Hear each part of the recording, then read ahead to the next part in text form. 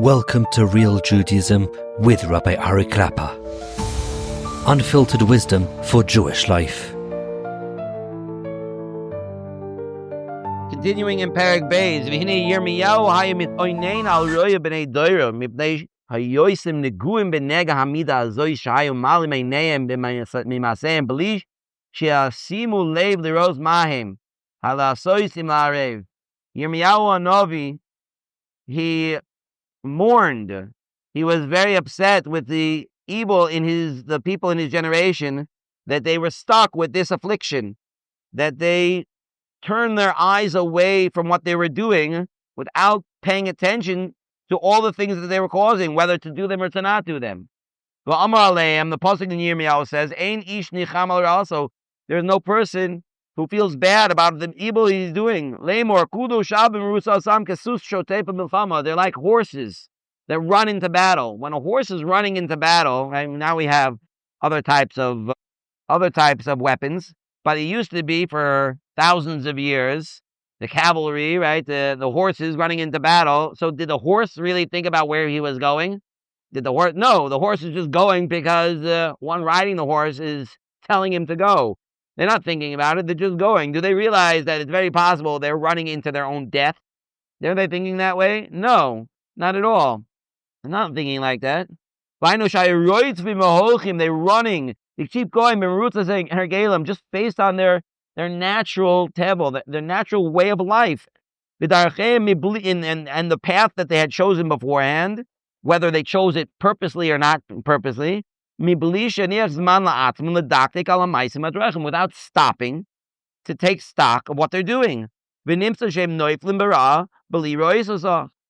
fall into the evil without even realizing it. The purpose over here is that if a person does not pay attention to what he does, you're just doing things either because that's just the way I grew up, or that's just what all the neighborhood is doing, or that's what the culture is doing, that's just what everybody else is doing, without actually stopping to think, hey, wait a second, is this really the good thing for me? Is this the right thing for me? The key is to stop. That's the key. Why are you running? Don't run. Stop and see. You trip over the same place every single time. If you would be walking slower, if you would be paying attention to what you were doing, you wouldn't. That's the key. Yes, it's very easy to say, what do you mean? I didn't know. But the answer is, well, you should have stopped. Why didn't you stop? Why are you running all the time? Now, a lot of times there's a lot of pressure. There's a lot of pressure. And the pressure can come from other places, which we're going to discuss, Be'ez Hashem, later on in this Midah, when it talks about the other things that cause a person to not think. One of those things is peer pressure. That the peer pressure that you have, other people, everybody's doing it, come on, you got to do it too. So that's a tremendous pressure, because human beings are social creatures. And because they're social creatures, they want to be involved with everybody else. Nobody wants to be an outcast. Everybody wants to have friends. Everybody wants to be around people. And if everybody else is doing the same thing, so then I'm going to do it too, because I want to have friends. When people are involved with things that are very, very destructive to themselves, either physically, emotionally, spiritually, anyway, tell them, why are you doing this? It's so destructive. You're destroying yourself in any one of those ways. And they'll say back to you, no, I have to. Why? Why do you have to? Why do you have to? Because all my friends are doing it. So what? The classic, well, if all your friends would jump off the roof, would you jump off the roof too? Right? The answer probably to that is, well, if there's a reason why, there must be some reason why they're doing it. So probably would do it too. Probably would. Because there's so much pressure, and it's much easier also just to don't look. I don't want to look, because then I'm going to feel guilty. And if I feel guilty, that's going to be the worst.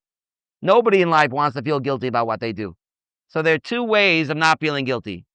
One, you just don't pay attention to it.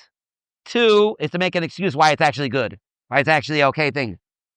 Well, that's what I say, or stop doing it, but that's the hardest of the three options. And I don't want to stop doing it because I enjoy it, or everybody else is doing it. It takes a lot of courage to get up and go against the grain and say, hey, I know that this is wrong, and therefore I'm not going to do it. And even if that means it's going to cost me my friends, my relationships, but it's just wrong, and I'm not going to do that. That's a big thing. That takes a lot of courage. And a person is only really going to be able to do it if they actually have complete clarity that it's true.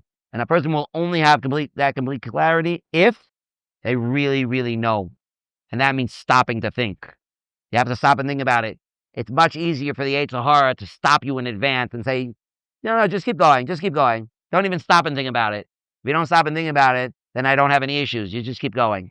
Once you stop somebody to think about it, then all of a sudden it's a big deal. This is what they say about Rabbi Uri Zohar, that he was living a great life. He was happy. He was famous. He was rich. He had everything. And then he met a rabbi at a party somewhere who told him and proved to him, and he saw it with glaring clarity, that his life was a complete lie. And that destroyed him. It destroyed him. And he hated this rabbi so much because he just ruined his life by showing him clearly that his life was just a complete farce. And he couldn't live with himself. Why could he do it? And because of that, he became a Baal Tshuva. And he said very clearly, he said, just because the first 45 years of my life were a lie doesn't mean the next 45 years of my life have to be a lie. But that takes a big person to do. And you have to start with complete clarity. And you can only have that complete clarity if you stop and think. Okay, we'll stop over here.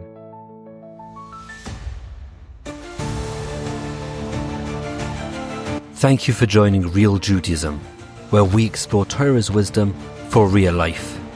Created by J Foundations and produced by Ellie Podcast Productions. Find more episodes at realjudaism.org and subscribe wherever you listen to podcasts.